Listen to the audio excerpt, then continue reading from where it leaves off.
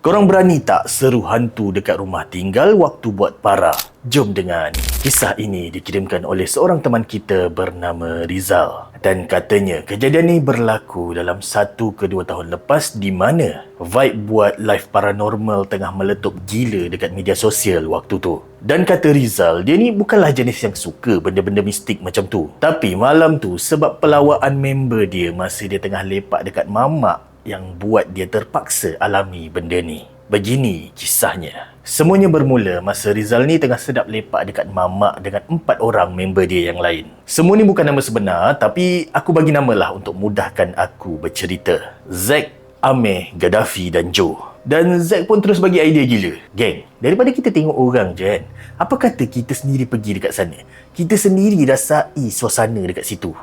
Macam, tak tahulah apa dalam kepala diorang waktu tu. Tapi semua terus setuju nak pergi dekat situ sebab nak cari adrenaline rush tu. Diorang pilih satu banglo kolonial lama yang terletak dekat tengah-tengah Kuala Lumpur yang memang terkenal dengan keras dia. Dan dengan hanya berbekalkan kamera handphone dan lampu suluh, diorang terjah tempat tu. Okey, so bila diorang dah sampai dekat situ dan dah masuk dekat dalam pun, si Zack ni tiba-tiba dia nak buat ekstra sikit. Katanya sebab nak pancing view. Dia pergi lukis simbol bintang dekat lantai guna kapur yang dia bawa. Lepas tu, letak lilin dan dia titiskan darah ayam katanya dekat tengah-tengah waktu tu. And then, dia mula baca satu mantra pemanggilan yang katanya si Zack ni belajar waktu dia dekat kampung dulu. Kata Rizal, waktu tu dia mula tak sedap hati dan suasana dekat dalam banglo kolonial lama tu mula rasa seram sejuk. Nak dijadikan cerita, sedang diorang ni tunggu dalam gelap lah.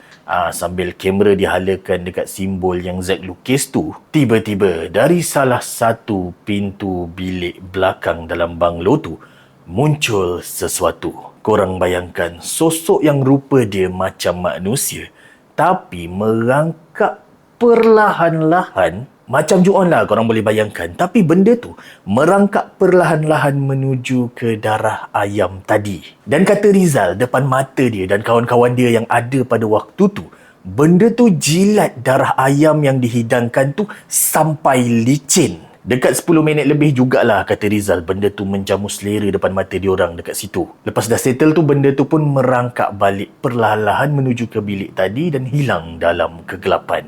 Kata Rizal, semua terkaku mat. Joe yang tengah pegang kamera untuk rekod benda tu pun menggigil-gigil loh. Dan lepas keadaan dah clear sikit, diorang semua ni terus lari keluar daripada rumah tu masuk dalam kereta. Zack dah excited gila. Dia kata kalau footage ataupun rakaman tadi dipost, auto viral mat. Tapi korang tahu tak apa yang pelik? Macam cerita seram biasa, rakaman tu dan footage-footage yang diorang rekod pada malam tu hilang, gaib. Padahal kata Rizal, dia memang nampak jelas yang Joe pada waktu tu memang rekod benda tu merangkak perlahan pergi hisap darah ayam tadi. Benda ni buatkan diorang terus terdiam waktu tu.